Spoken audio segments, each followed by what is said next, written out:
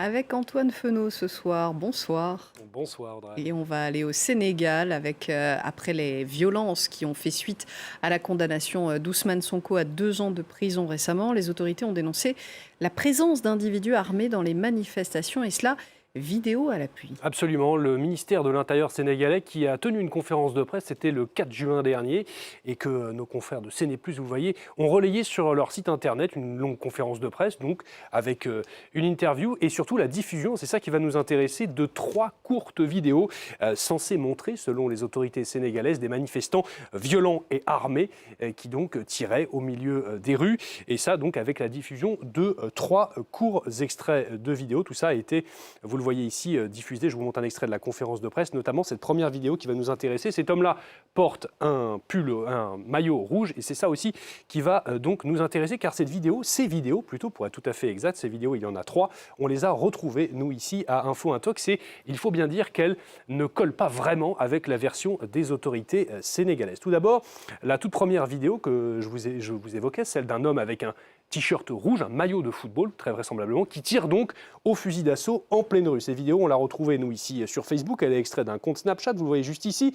L'homme, ici, on le voit là, fusil en main, au milieu des rues, et c'est internaute de dire, regardez, moi, ça, ce sont des vrais bandits. Ce que je vous disais, donc, c'est que, les vidéos que nous, on a retrouvées ne montrent pas exactement, ce que, les autorités sénégalaises ont voulu montrer. Elles sont beaucoup plus longues et elles en disent beaucoup plus sur le contexte qui entoure, ces tireurs. On le voit donc, l'homme ici que vous voyez là, fusil en main, qui va donc ouvrir le feu, effectivement en pleine rue. Là où c'est intéressant, c'est qu'on le voit tirer, que la vidéo diffusée par la police sénégalaise s'arrête pile poil à ce moment-là, sauf que l'internaute qui a posté la vidéo, lui, a le reste de la séquence, et vous allez voir, ça reste intéressant. J'avance un petit peu plus loin, et donc on va retrouver ce même homme que vous voyez donc juste ici.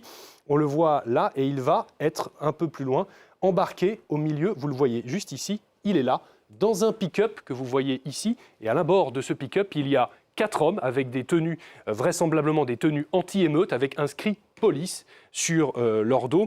Voilà donc une première vidéo qui semble remettre en cause, en tout cas, la version de la police sénégalaise. Une autre version également sur le rôle trouble des forces de l'ordre, en tout cas ce qui pourrait l'être, a été également mise en évidence par cet autre extrait vidéo, toujours le même homme que vous voyez juste ici.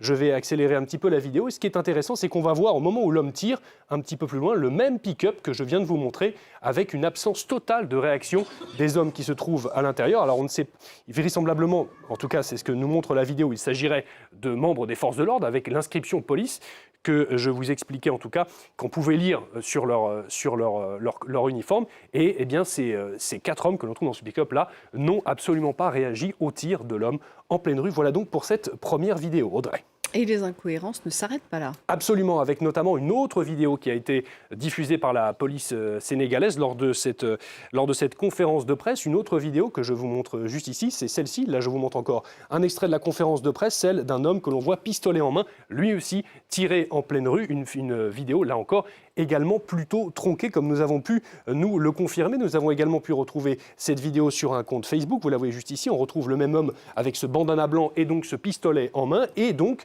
des vidéos qui semblent illustrer un contexte totalement différent, notamment celle-ci que je vais vous montrer. Je vais mettre pause car c'est le début de la vidéo qui va beaucoup nous intéresser. L'homme au bandana blanc, il est là, on va le retrouver un petit peu plus tard. Intéressez-vous également à ces 2 hommes que l'on trouve jusqu'ici, ils ont des casques sur la tête et ils semblent eux aussi avoir l'attirail de forces de sécurité. Je vais avancer la vidéo un petit peu plus tard et vous allez voir qu'on va donc retrouver notre tireur au milieu de la rue. Vous le voyez juste ici avec son bandana blanc, son arme également. Et on va également voir un homme avec un t-shirt bleu. Je ne sais pas si vous avez pu l'apercevoir. Le voilà juste ici. Et vous apercevez ce casque qu'il a également sur la tête. Un casque qui est distinctif d'un matériel de force de l'ordre, comme on a pu. Je vais vous faire un petit comparatif. Voici donc une photo prise lors de ces manifestations. Ça, c'est un membre de la police sénégalaise. Vous reconnaissez ce casque ici. Et vous voyez notre homme juste ici qui semble en tout cas disposer du même casque. Un petit comparatif également pour vous montrer que ce sont bien les 2 mêmes personnes que l'on retrouve au début de la vidéo. Notre homme cerclé de jaune que vous voyez juste ici, nos 2 membres vraisemblablement des forces de l'ordre en bleu,